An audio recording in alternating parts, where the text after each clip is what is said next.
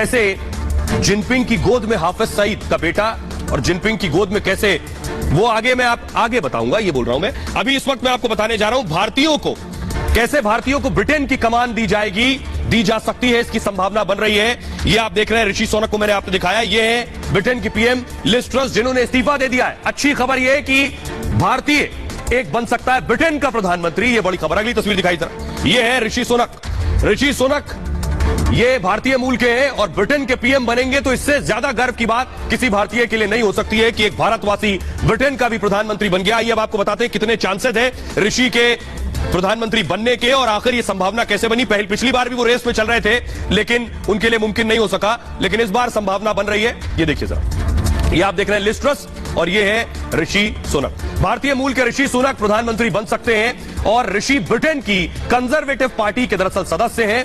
इन्फोसिस के संस्थापक जो है नारायण मूर्ति, उनके दामाद हैं ऋषि। 12 मई 1980 को ब्रिटेन के साउथहैम्पटन में जन्म हुआ उनका। 2015 में रिचमंड से चुनाव लड़कर जीते थे। 13 फरवरी 2020 को इंग्लैंड के वित्त मंत्री बने। लिज ट्रस से प्रधानमंत्री का चुनाव हार गए थे वो। लिज के इस्तीफे के बाद पीएम पद के बड़े दावेदार अगर कोई है तो वो ऋषि हैं। लिज ट्रस सिर्फ 45 दिनों तक प्रधानमंत्री रही और ब्रिटेन के इतिहास का सबसे छोटा कार्यकाल अगर किसी का रहा है तो वो लिज ट्रस का है। हफ्ते भर से दबाव का सामना कर रही थी लिज और चंद दिनों पहले वित्त मंत्री का इस्तीफा लिया उन्होंने। जनता से किए वादे नहीं करने पर इस्तीफा हुआ था और अगले हफ्ते तक उत्तराधिकारी का चुनाव होना है और पूरी संभावना है कि एक भारतीय के हाथों में कमान होगी। जरा सुनिए ब्रिटेन की पूर्व पीएम जिन्होंने इस्तीफा दिया, लिज ट्रस क्या कह रही। I came into office at a time of great economic and international instability. Families and businesses were worried about how to pay their bills. Putin's illegal war in Ukraine threatens the security of our whole continent, and our country has been held back for too long by low economic growth. I was elected by the Conservative Party with a mandate to change this. We delivered on energy bills and on cutting national insurance. I recognise, though, given the situation, that I am resigning as leader of the Conservative Party. आइए खबरों में आगे बढ़ते हैं। आज की एक और खबर है, बड़ी खबर है कि जिनपिंग की गोद में हाफिज का बेटा। मैं तस्वीरें दिखाऊंगा, पहली तस्वीर दिखाइए कि आखिर जिनपिंग को इतना प्यार क्यों है कि पाकिस्तान का आतंकी भी मिल जाए तो जिनपिंग उसके समर्थन में खड़े हो जाते हैं, चाहे वो हाफिज सईद की ही औलाद क्यों ना। अगली तस्वीर दिखाइए सर, ये हाफिज सईद आप देख रहे हैं, ये है हाफिज सईद का बेटा। अब हाफिज सईद के साथ पहले जिनपिंग खड़े थे, अब हाफिज सईद के बेटे के साथ आकर खड़े हो गए। जरा पहले रिपोर्ट देखिए आप।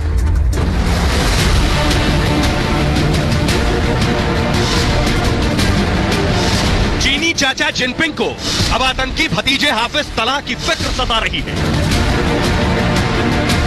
आतंकी हाफिज तलहा जिनपिंग के बड़े भाई हाफिज सईद का बेटा है। आतंकी भतीजे को बचाने के लिए जिनपिंग भारत और अमेरिका के खिलाफ खड़े हो गए। यही चीन पहले हाफिज सईद को बचाने के लिए संयुक्त राष्ट्र में भारत के प्रस्ताव का विरोध कर चुका है। पिछले 5 महीने में ही चीन ने 5 खूंखार आतंकियों को बचा लिया। तो आइए अब मैं आपको बताने जा रहा हूं कि जिनपिंग को आखिर कैसे दर्द हो रहा है, कैसे जिनपिंग परेशान है, यह मैं आपको बताने जा रहा हूं। ये आप देख रहे हैं यूनाइटेड नेशंस, संयुक्त राष्ट्र में क्या हुआ। हाफिज सईद 26/11 हमले का मास्टरमाइंड, सैकड़ों जाने लिए इस आतंकी ने। हाफिज सईद का बेटा भी आतंकवादी है। हाफिज के बेटे का नाम है तलहा सईद और 46 साल का है हाफिज सईद का ये बेटा जो जिनपिंग का भतीजा है। भारत में आतंकी हमले की साजिश रची इसने। अफगान में भारतीयों पर हमला कर चुका है ये हाफिज सईद का बेटा, उसके कुकर में। लश्कर तैयबा में युवाओं की भर्ती करता है ये और पाकिस्तान के आतंकी कैंप में ट्रेनिंग देता है। कश्मीर में जिहाद फैलाने के लिए उकसाता है लोगों को और यूनाइटेड नेशन सिक्योरिटी काउंसिल में भारत और अमेरिका ने प्रस्ताव एक साथ लाया था। भारत और अमेरिका प्रस्ताव लेकर आए थे हाफिज के बेटे के खिलाफ किसे आतंकी घोषित करो, ग्लोबल टेररिस्ट घोषित करने का प्रस्ताव था, अंतर्राष्ट्रीय आतंकी। लेकिन चीन ने क्या किया, यूनाइटेड नेशन सिक्योरिटी काउंसिल में अड़ंगा डाल दिया। चीन ने अपने वीटो का इस्तेमाल किया। चीन यूनाइटेड नेशन सिक्योरिटी काउंसिल का स्थायी सदस्य है, उसके पास एक वीटो पावर है, वो अवरोध और ब्लॉक कर सकता है किसी भी चीज को, किसी भी प्रस्ताव को। आतंकी हाफिज सईद के बेटे को बचा लिया जिनपिंग ने, ग्लोबल टेररिस्ट घोषित होने से बचा लिया। अब सोचिए ये आतंकी से किस तरह का प्रेम है जिनपिंग का। भारत में अप्रैल में ही आतंकवादी घोषित हुआ था हाफिज सईद का बेटा, लेकिन ये बताता है कि कैसे दोगलापन है चीन का कि जब खुद पर आती है। आपको याद होगा जब तालिबान अफगानिस्तान में आया तो चीन को यही डर लग रहा था कि ये तालिबानी आतंकी हमारे पास आकर परेशान न करे, या उइगर मुसलमानों को आतंकी न बना दे, इसलिए तालिबान से भी बात कर रहा था। तब आतंकवाद के खिलाफ बात कर रहा था और आज आतंकी के साथ खड़ा है। आइए मैं आपको दिखाने जा रहा हूं तस्वीरें। ये आप देख रहे हैं साजिद मीर को। साजिद मीर भी आतंकी जिसे बचा चुका है चीन। अगली तस्वीर दिखाइए। अब्दुल रऊफ अजहर को आप देख रहे हैं। अब्दुल रऊफ अजहर से भी उतना ही प्रेम है। अगली तस्वीर दिखाइए। अब्दुल रहमान मक्की। ये सारे वो नेता हैं जिनके लिए अपने वीटो का इस्तेमाल चीन करता रहा है। आइए इन सब का जरा तारुफ कराते हैं, क्योंकि चीन के लिए ये सब बहुत लकी है। चीन का पूरा लगाव इन आतंकियों के साथ है। तो सबसे पहले शाहिद महमूद। 18 अक्टूबर को चीन ने वीटो लगा दिया पहले आतंकी पर। 2007 में लश्कर तैयबा से जुड़ा था शाहिद महमूद। साजिद मीर का करीबी है ये शाहिद महमूद। लश्कर तैयबा के लिए फंड जुटाता था। अगला नाम है साजिद मीर। तस्वीर आप देख रहे हैं एक तरफ। 40 साल इसकी उम्र बताई जाती है साजिद मीर की। सितंबर में चीन ने इसके खिलाफ भी इसके लिए वीटो का इस्तेमाल किया। 90 के दशक में लश्कर से जुड़ा था साजिद और 26/11 हमले का मास्टरमाइंड बताया जाता है। आतंकियों को पाक से गाइड कर रहा था ये। डेनमार्क में भी हमला कर चुका है साजिद। भारत में मोस्ट वांटेड आतंकियों में शुमार है। अमेरिका ने 41 करोड़ का इनाम इसके ऊपर रखा है। अगला नाम है अब्दुल रऊफ अजहर। उम्र 48 साल है और अगस्त में चीन ने यूनाइटेड नेशन सिक्योरिटी काउंसिल में इस पर वीटो लेकर आया। जैश ए मोहम्मद का आतंकी है ये। 1999 में प्लेन हाईजैक की साजिश में ये शामिल था। अमेरिका 2010 में प्रतिबंध लगा चुका है इस पर। सोचिए कितना प्यार है जिनपिंग को आतंकियों से। अब्दुल रहमान मक्की उम्र 74 साल और जून में चीन ने वीटो लगाया मक्की पर। हाफिज सईद का साला है। सोचिए हाफिज सईद के लिए वीटो, साले के लिए वीटो, बेटे के लिए भी वीटो। तो जिनपिंग का हाफिज सईद से क्या कनेक्शन है, इसकी भी जांच होनी चाहिए। कश्मीर में आतंकी हमलों का मास्टरमाइंड है। अमेरिका ने ग्लोबल टेररिस्ट घोषित किया हुआ है। भारत ने यूएपीए के तहत आतंकी घोषित किया हुआ है अब्दुल रहमान मक्की को। आइए हमारे साथ डिफेंस एक्सपर्ट जुड़ रहे हैं कर्नल दिनेश नैन। उनसे सीधा सवाल है। दिनेश नैन साहब, मेरा सवाल आपसे, जरा दर्शकों को बताइए कि चीन बार बार आतंकियों के लिए अपने वीटो का इस्तेमाल कर रहा है। हाफिज सईद खुद हो, उनका साला हो, उनका बेटा हो, ये हाफिज सईद से कुछ ज्यादा रिश्तेदारी है चीन की। देखिए, पाकिस्तान को एफएटीएफ में ही नहीं बल्कि पाकिस्तान के चंद चुने हुए ग्लोबल लेवल के टेररिस्ट को भी चीन बार बार यूनाइटेड नेशन सिक्योरिटी काउंसिल के अंदर वीटो पावर इस्तेमाल करके बचा लेता है। और उसके पीछे चीन का एक ही मकसद है। सब जानते हैं कि उइगर मुसलमानों के ऊपर शिनजियांग प्रोविंस, जो कि चीन के उत्तर पश्चिम इलाके में पड़ता है, और वहां पर जो मुस्लिम्स मेजोरिटी में थे, आज उनके ऊपर जिस प्रकार से अत्याचार किए जा रहे हैं चीन के द्वारा, ना सिर्फ उनको एक रिहेबिलिटेशन कैंप्स के नाम पे टॉर्चर सेल्स में डाला जा रहा है नाजियों की तरह से, बल्कि उनके दाढ़ियां काट दी जाती हैं, बुर्के पहनने पे मना है। कुरान को उन्होंने चीन की भाषा में अपने हिसाब से लिख करके पढ़ाना शुरू कर दिया है। और जो चीन की हान कम्युनिटी है उसको धीरे धीरे उस इलाके के अंदर बसाना शुरू कर दिया, ताकि वहां पे जो डायस्पोरा है पूरा का पूरा वो बदल ही जाए। पाकिस्तान की आर्मी को मोटिवेट करने के चक्कर में, पाकिस्तान को उकसा के रख के और उनकी गुड बुक्स में रहने के लिए चीन बार बार इनके आतंकियों को अपनी वीटो पावर इस्तेमाल करके यूनाइटेड नेशन सिक्योरिटी काउंसिल में बचा लेता है। और आइए अब आपको बताने जा रहे हैं, बहुत कम लोग जानते हैं कैसे ग्लोबल टेररिस्ट घोषित किया जाता है किसी को। वो अंतर्राष्ट्रीय आतंकवादी है, ये कैसे घोषित किया जाता है, और अगर घोषित कर दिया जाए तो उसके बाद फिर होता क्या है, ग्लोबल टेररिस्ट का मायने क्या है। ग्लोबल टेररिस्ट यूनाइटेड नेशंस घोषित करता है, संयुक्त राष्ट्र। संयुक्त राष्ट्र, यूएन का मतलब संयुक्त राष्ट्र होता है, और सुरक्षा परिषद का कोई देश प्रस्ताव ला सकता है। यानी यूनाइटेड नेशन सिक्योरिटी काउंसिल के जो मेंबर्स हैं वो प्रस्ताव ला सकते हैं। प्रस्ताव पर वीटो का अधिकार सिर्फ स्थायी देशों पर होता है जो परमानेंट मेंबर्स हैं। प्रस्ताव तभी पास होगा जब स्थायी देश सहमति दे दे उसके लिए। संयुक्त राष्ट्र में 5 स्थायी देश हैं, 10 अस्थायी देश हैं। अमेरिका, चीन, फ्रांस, रूस, ब्रिटेन, ये स्थायी देश है। इनके पास ही वीटो पावर है, उसमें चीन भी शामिल है, जो बार बार अपने वीटो का इस्तेमाल करके ब्लॉक कर देता है। ग्लोबल टेररिस्ट के लिए आपको बताऊं, इन देशों की सहमति जरूरी है। वैश्विक आतंकी बनने पर 3 तरह की कार्रवाई होती है। पहली कार्रवाई, वैश्विक आतंकी की पूरी संपत्ति जब्त कर ली जाएगी और जिस भी देश में संपत्ति होगी उसे जब्त कर लिया जाएगा। कोई भी फाइनेंशियल मदद नहीं मिल पाएगी उसके बाद। दूसरा एक्शन, ग्लोबल टेररिस्ट घोषित होने पर यात्रा बैन कर दी जाएगी। ऐसे आतंकी किसी देश में नहीं जा सकते उसके बाद, और कोई देश भी अपनी सीमा में उन्हें घुसने नहीं देगा। जहां आतंकी है वहां भी उसकी यात्रा प्रतिबंधित हो जाएगी। तीसरा एक्शन जो होता है, सुनिश्चित किया जाता है कि आतंकी को कोई हथियार न मिले। सभी तरह के हथियार आपूर्ति पर रोक लगा दी जाए और आतंकी की हथियार खरीद फरोख्त पर भी बैन लगा दिया जाए। इसमें छोटे से लेकर बड़े हथियार तक शामिल होते हैं। आइए, और बड़ी खबर इस बीच ये आ रही है कि पाकिस्तान ने जब बोया पेड़ बबूल का तो आम कहां से हुए। खबर यह है कि पाक में मंत्री से आतंकी फिरौती मांग रहे हैं। जी हां, पाक के मंत्री से ही आतंकी फिरौती मांगने लगे। 80 लाख की फिरौती मांगी गई है। फिरौती ना देने पर हत्या की धमकी दी गई है। ये देखिए, आतंकी अपने काम में लग रहे हैं। लोगों को तो छोड़िए, अब मंत्रियों से भी फिरौती मांग रहे हैं। ये आप देख रहे हैं इमरान के बगल में जो शख्स बैठे हैं, इनका नाम है आतिफ खान। अगली तस्वीर दिखाइए। आतिफ खान से फिरौती मांगी है आतंकियों ने। तो सवाल यह है कि सांप पालेंगे तो वो सांप इसी तरह से डसेंगे, और यही हो रहा है पाकिस्तान के साथ। देखिए जरा, अब मंत्रियों को भी नहीं बख्श रहे। आतिफ खान को फिरौती की धमकी मिली है। पीछे आप आतिफ खान को देख रहे हैं, शहबाज शरीफ के पीछे।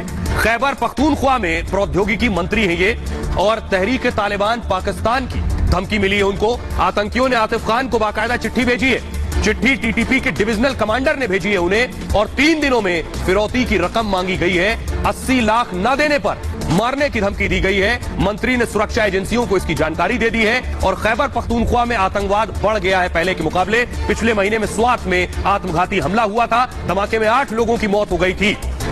आइए, पिछले हफ्ते स्कूल वैन पर भी ताबड़तोड़ फायरिंग की गई थी। ड्राइवर की मौत हो गई थी और 2 बच्चे इसमें घायल हो गए थे। टीटीपी एक मंत्री को भी अगवा कर चुकी है। गिलगिट और बाल्टिस्तान के मंत्री को अगवा किया गया था।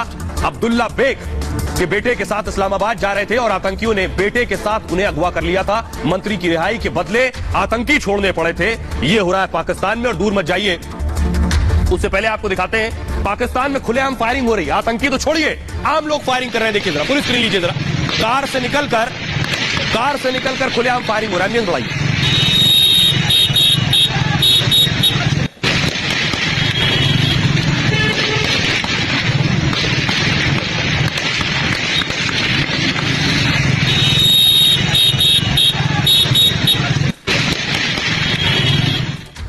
तो ये पाकिस्तान की सड़कों पर खुलेआम गोलियां चल रही हैं। सोचिए कैसे रहते होंगे पाकिस्तान में लोग। अब जरा सुनिए पाकिस्तान के लोग बता रहे हैं वहां की हकीकत है क्या।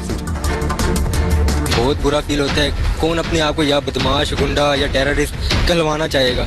जो भी कहता है दुख होता है अंदर। हमारे जो ओवरसीज पाकिस्तानी हैं उनको भी बाहर जिंदगी गुजारना बहुत मुश्किल होता है, क्योंकि जब भी वो कहीं बाहर कदम रखते हैं या बाहर जाते हैं उनको एज ए टेररिस्ट की नजरों से देखा जाता है, क्योंकि उनकी नेशनैलिटी पाकिस्तान की होती है। खुद बताया कि हम एक स्टेट हैं जो टेररिज्म में घिरी हुई है, हमारी मदद की जाए। हमने आलमी फोरम्स पे, इंटरनेशनल फोरम्स पे जाके चीख के गले फाड़ के कहा कि हमारे यहाँ बड़ी दहशतगर्दी, हमारी मदद की जाए। तो हमने अफगानिस्तान के अंदर ये किया, अमेरिका का साथ दिया सिर्फ डॉलर्स के बदले में, और फिर अपने आप को टेररिस्ट कंट्री बनवा लिया। वो जो कभी मुजाहिदीन थे वो बाद में टेररिस्ट बन गए। हम लोगों में से ठीक होना तो जरूरी है।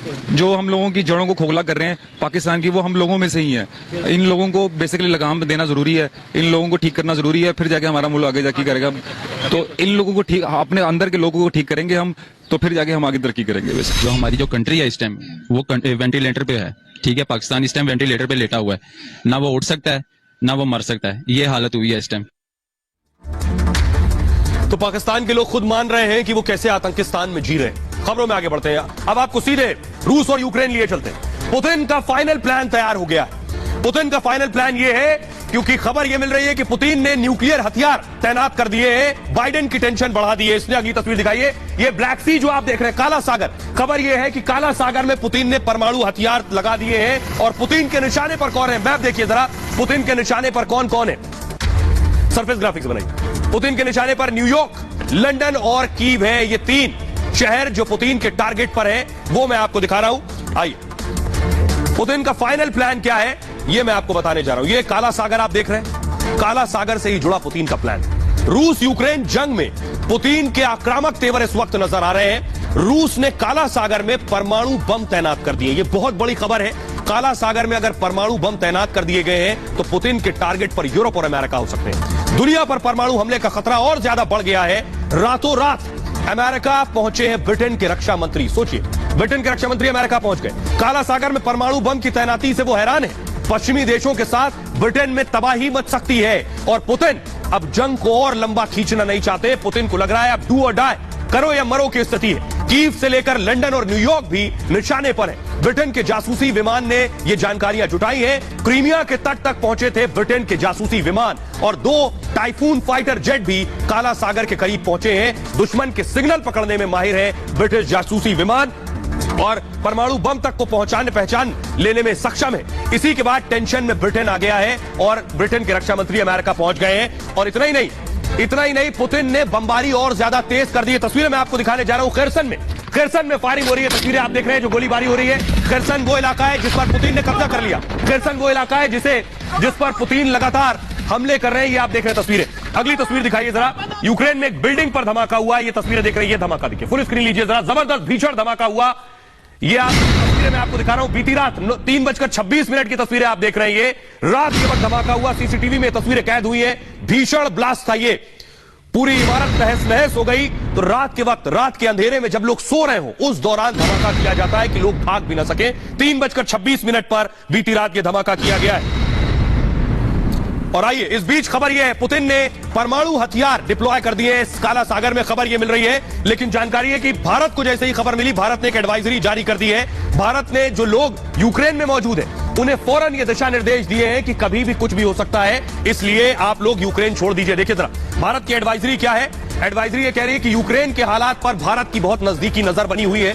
भारतीय दूतावास ने यह एडवाइजरी जारी की है। छात्रों, नागरिकों को तुरंत यूक्रेन छोड़ने के लिए कहा गया है। तुरंत यूक्रेन से बाहर निकल जाने की सलाह दी गई है। लोगों को यूक्रेन की यात्रा न करने की सलाह दी गई है। यूक्रेन में बिगड़ती सुरक्षा स्थिति का हवाला दिया गया है। इस स्थिति में कहा गया है कि कहीं बाहर ना जाए क्योंकि कुछ भी हो सकता है। लेकिन क्या कुछ वाकई बड़ा होने वाला है, इस बात का अंदाजा खुद ज़ेलेंस्की को है। ज़ेलेंस्की खुद समझ रहे हैं कि पुतिन अब बाकी दिन, ज्यादा दिन इस स्थिति को बर्दाश्त नहीं कर सकते हैं। आखिर बड़ा क्या होगा, पुतिन क्या प्लान बना चुके हैं, क्योंकि पुतिन अब तक लगभग कई महीनों से युद्ध को लड़ रहे हैं, युद्ध झेल रहे हैं और उनके ऊपर प्रेशर बढ़ता जा रहा है अपने देश में भी। रूसी राष्ट्रपति पुतिन इस वक्त फुल एक्शन में है, एक्शन मोड में आ चुके हैं। पुतिन ने यूक्रेन पर हमले और ज्यादा तेज कर दिए हैं और हमले बढ़ा दिए हैं। रूस कीव को सीधे निशाना बना रहे हैं पुतिन। रूस के कब्जे वाले 4 क्षेत्रों पर मार्शल लॉ लगा दिया है पुतिन ने। वो 4 क्षेत्र जिस पर पुतिन कब्जा कर चुके हैं, खरसन, ज़पोरिजिया, डोनेत्स्क और लुहान, इन चारों क्षेत्रों पर मार्शल लॉ लगा दिया है। क्षेत्रों के प्रमुखों को आपातकालीन शक्ति दे दी है, यानी इमरजेंसी पावर भी दे दी है इन लोगों को। 4 क्षेत्रों में मार्शल लॉ आज से ही लागू कर दिया गया है। इन इलाकों को खाली कराया गया है और मार्शल लॉ में सेना के हाथ में शासन व्यवस्था होता है, यानी सेना के पास पावर है किसी को मारने की, गोली चलाने की। 4 जगहों पर सेना का पूरी तरह से नियंत्रण हो जाएगा और रूस का पूर्ण कब्जा इन 4 जगहों पर नहीं है, इसलिए सेना को पूरी पावर दे दी है। यूक्रेन की सेना यहां पर टक्कर दे रही है। अभी पुतिन के फैसले पर ज़ेलेंस्की भड़क गए। पुतिन के फैसले को अवैध करार दिया है ज़ेलेंस्की ने। आइए अब आपको सुनवाता हूं, पुतिन ने आज मार्शल लॉ लगाने के बाद अपने अधिकारियों से भी बातचीत की है। सुनिए जरा ज़ेलेंस्की और पुतिन क्या कह रहे हैं।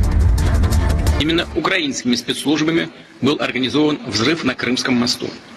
Нами пресечены теракты и в других регионах России, в том числе в местах массового пребывания людей, в отношении объектов транспорта, энергетики. Ми для того, щоб гарантувати повну безпеку українському небу. Ми вже маємо суттєві результати. Протягом місяця збито 233 шахеди і десятки ракет. तो आपने दोनों को सुना, ज़ेलेंस्की पीछे हट नहीं रहे और पुतिन हार मारने को तैयार नहीं है, इसलिए पुतिन ने तैयारी कर ली। किसी भी क्षण पुतिन कोई बहुत बड़ा